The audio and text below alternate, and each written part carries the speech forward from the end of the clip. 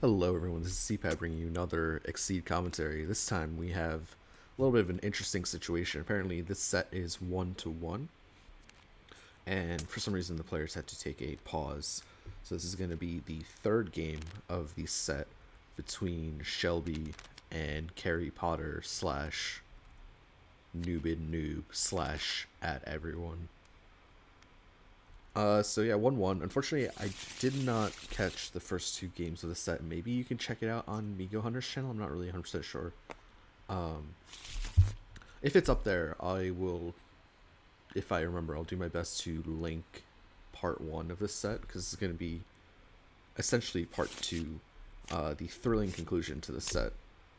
Looks like Shelby is on the Polar Knight side. Polar Knight actually one of my favorite characters, and Noobin Noob slash Carrie Potter is on the Cammy side.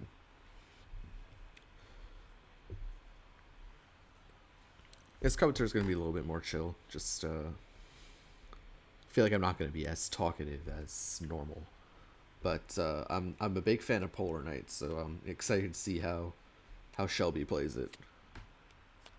Because Polar Knight season 4, I'll say it again. Season 4 is one of my favorite seasons, and Polar Knight from season 4 is one of my favorite characters. And I was informed that I'd swing my camera around way too much, so I'll try to do that less as well. Although I already feel it happening. And I could not find any sort of lock the camera button. So hopefully it's not too nauseating or just a bad experience for you guys. But at the same time, can't help it. Anyway, looks like Polar Knight was going first. I believe Mulligan already happened. Polar Knight and Mulligan 1. Cammy Mulligan 2. This is not a matchup I'm familiar with at all. I don't play Cammy at all. I do play a lot of Polar Knight. Polar Knight's kind of a cool brawl type character where he litters on the board with these ice spikes. And Polar Knight's ability is if the on hit, if there's an ice spike on the opponent's spot, so if the opponent's on top of an ice spike, you can remove that ice spike for +2 power or +3 power when exceeded. Okay, so this is very aggressive. I like this. This is a turn 1 overpower boost. And that's not going to pop the focus, but pretty decent damage coming in here.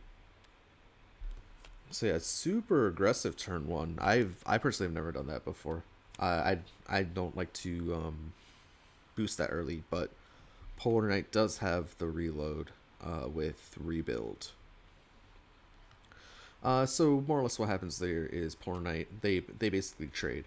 Polar Knight does 1 more damage than Cammy does, and then the cleanup ability. Is it cleanup ability? I don't remember if it's cleanup ability or not.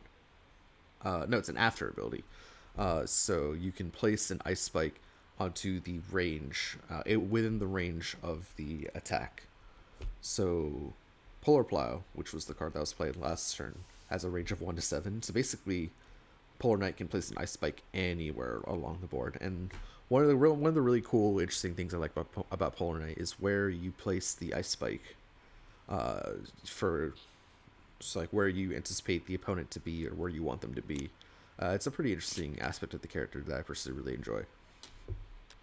Anyway, Cammy responds with a fierce Polar Knight preparing because he spent 3 turns on that turn 1 combat. And Cammy striking. The defensive grasp against the sweep. So this is going to be an 8 damage sweep for Polar Knight. For Cammy, excuse me. But at least so what will happen is because the ice spike is in a hit effect, Polar Knight can push Cammy or pull Cammy onto the ice spike to deal 2 extra damage. So it'll be a 5 damage grasp against an 8 damage sweep, which is pretty. It's not the worst. It's not the best trade in the world, but things could have gone worse for the Polar Knight side. Although Polar Knight with the sweep discard down to 2 cards again. And this looks like maybe a rebuild. So let's look at this boost real quick. Draw 2 cards, and then remove an ice spike to draw additional cards and add this to your gauge. So that's the boost that I was talking about earlier. Polar Knight, alongside a lot of the Season 4 characters, actually has an innate, well, not innate, but has a rebuild. Cammy, I like this, boosting the second Fierce.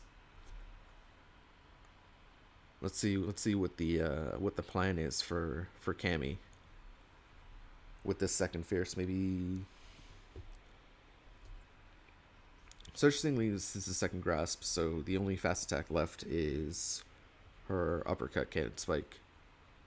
But she does have some very nice attacks, like for example, Spiral Arrow. On crit, this thing's pretty safe. It will do 7 damage with 5 defense. So there are definitely plays here. Let's see how Polar Knight handles this. No ice spikes on the board. Has the gauge to exceed, actually. I personally prefer exceeding pretty much right away as Polar Knight.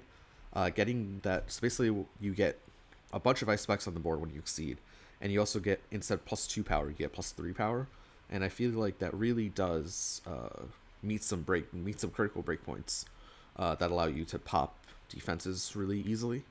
And the ability to place ice spikes, especially on a board where you don't really have any right now, is really important. It is a little bit unfortunate that you'd have to spend an Ultra from Gauge. So this looks like a reading with an EX. Reading fails. No normals in the hand. But reading with an EX. I wonder what this was. Unfortunately, they're not sharing in the chat. That's okay. But this hand, you do have critical EX Spiral Arrow if you want to be super duper safe. Gyro Drive and CQC are ultras that both cost. Gyro Drive costs 2, but CQC costs 3. I don't think Gyro Drive will be coming out. What was the last card here? The last card was Razor's Edge Slicer. We'll take a look at that. 1/4/1 critical attacks at range 4 or 5 do not hit you with an advance 4. So I don't think that's coming out either. So I'm assuming the response to this EX from Polar Knight with no ice spikes on the board, so no additional power boost coming into play. Actually, scratch that. I mean, there are ways for Polar. I shouldn't be saying that. There are ways for Polar Knight to actually place an ice spike on the board and then immediately remove them. Not with the innate, but I believe there are. Yeah, so there are ways to place ice spikes with like before effects. So the super safe response to this would be critical EX Spiral Arrow, and that is what's coming out from the Cammy side.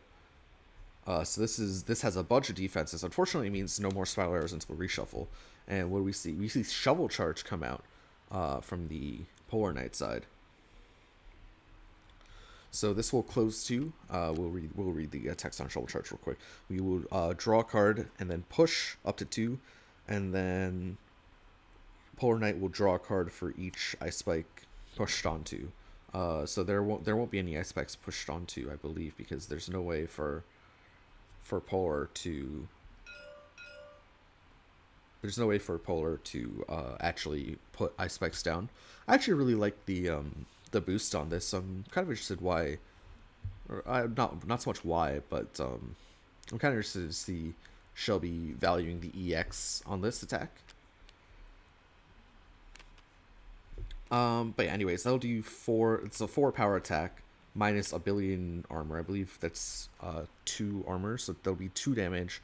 And then Shelby will get hit back for that. That was an 8 power Spiral Arrow with 1 armor, hit back for 7. And the ice spike comes down. Shelby does have 4 gauge, so the exceed might be coming soon enough, but is down quite a bit of life. That EX Spiral Arrow really did a number on him. Both players running a little bit low on resource, maybe to prepare. Yep, prepare action coming out from Cammy. I'm assuming this is just going to be an exceed from Shelby's side. Yeah, and there's the exceed. So exceed comes out on flip. Let's see the backside of this. So when you exceed, you can place ice spikes onto 3 different spaces. And the remaining text is the same, except you can remove ice spikes for +3 power. So a little bit of extra oomph, as I explained earlier. I really like exceeding with this character. And interestingly enough, I quite like this.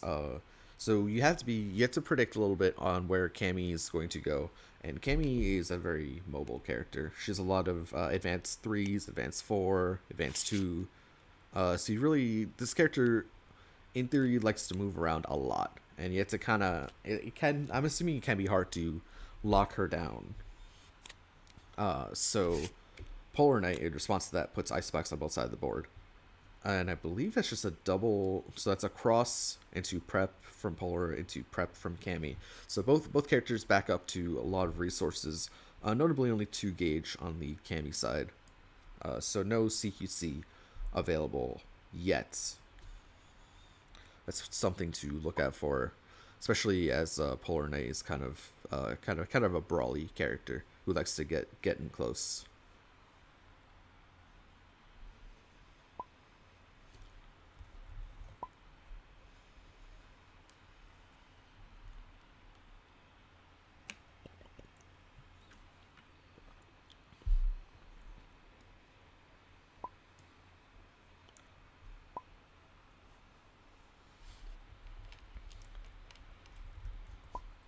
Okay, so Cammy just informing me that Shelby was reading dive on that first attempt, which makes sense seeing how this was an under curve attack at range one being played. I don't know. I personally really like that boost though. I wonder if Shelby will have enough ice spike movement to catch Cammy.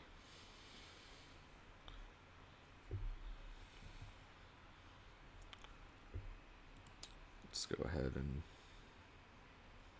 it's already hidden. Whatever.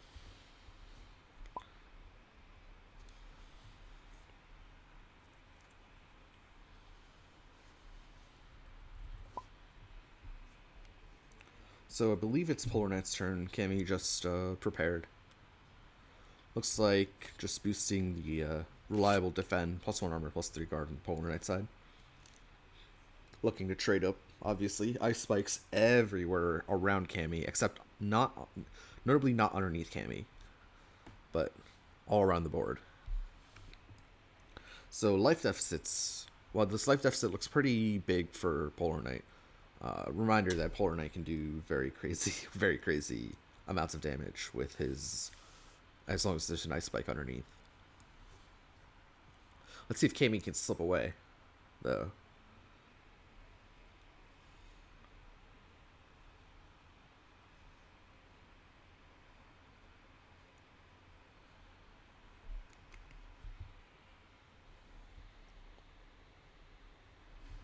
Well, this is a bit off center, so I'm gonna move it just a tad. Okay, and here comes the CQC boost. Acrobatics. Attacks at range 1 do not hit you. And at the end of her next turn, add this card to the gauge. Ignore that artwork. That artwork is. It's not good. Great boost, though. Wondering what Polar Knight will do to respond to it. Because there are. Even if Polar Knight say moves away, like Cammy can, for example, like assault in, and then won't be able to be hit afterward. So let's see how Polar Knight deals with this. I'm assuming it's not gonna be teched because one tech's already in the bin, and maybe I'm incorrect in assuming this gets auto teched. Okay, interesting. This is a move back one.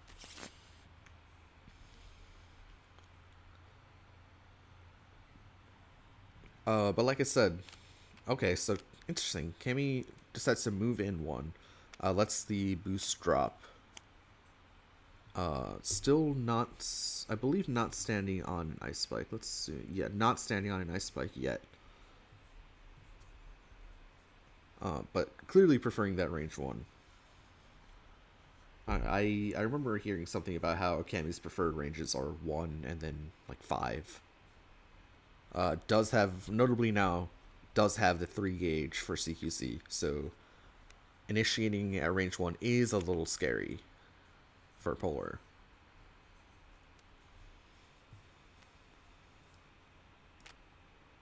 Okay, so that was a parry, a whiffed parry. We can look at this hand. We have 1. We have EX Razor, EX Cannon, EX Cannon Spike, Cannonball, and Gyro Drive.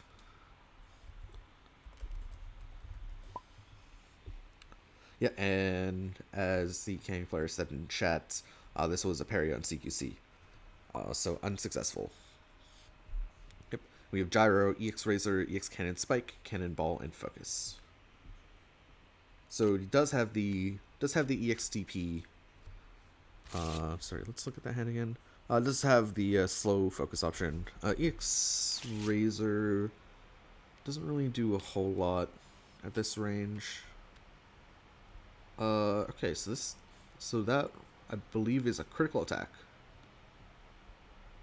Looking at the hand, this would be.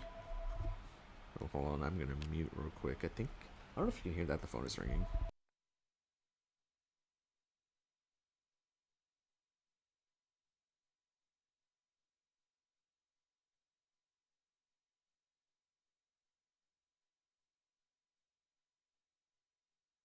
Yeah, I don't know if you heard that or not, but the my mic's pretty good. It picks up a lot of background noise, but the phone is ringing. So this was a critical focus. So this was not. This was a bait. Although we kind of knew that, judging from the hand, right? Or well, it could have been. It could have been Cannonball. Oh, it could have been Cannonball. But instead it was just the focus. And the response is Shovel Slime. So this is actually pretty good because the on hit effect. This is pretty good. Actually, super good for Cammy. Because the on hit effect would have basically said, and this is a force special, and rightfully so, because the on hit effect would have pushed Cam or would have pulled Cammy onto this space right here, which has the ice spike on it. So this would have been 8 damage. Luckily, what was actually played by the Cammy player was focus, which obviously as opponents kind of move you, and so as a result, Cammy did not die immediately, and did pretty decent damage back. Right, this was essentially a 3 for 4 trade. The only downside for Cammy really trading like that is that now she is standing on an ice spike. So let's see how she handles that. Maybe maneuvers in and out or something like that. Hand was known. I believe it's now the Cammy's turn. And once again, we'll just look at the hand again. The hand is Gyro, EX Razor's Edge, EX Uppercut, and a Cannonball. So yeah, just wanted to point out again. I briefly glossed over it, but that was a critical bait. So a lot of characters, I think a lot of Street Fighter characters can actually benefit from doing this some percentage of the time. Obviously, it is a costly maneuver, but it's basically when you critical attack, and then you don't play an attack that actually benefits from critical. So when you critical attack, you're basically saying to your opponent, "Hey, I am playing an attack and which has some sort of critical ability on it." But you can obviously bait that out, and that's a pretty important thing for some season 3 characters to do. Characters like Bison, for example, who can build up a bunch of gauge. You can just critical your attack and fake something out. Um, but it's an important thing to represent in your repertoire for sure if you're playing a season 3 characters, baiting out the critical attack but not actually playing an attack that benefits from critical. So it's cool to see the Cammy player do this. Anyways, I believe it's still Cammy's turn here.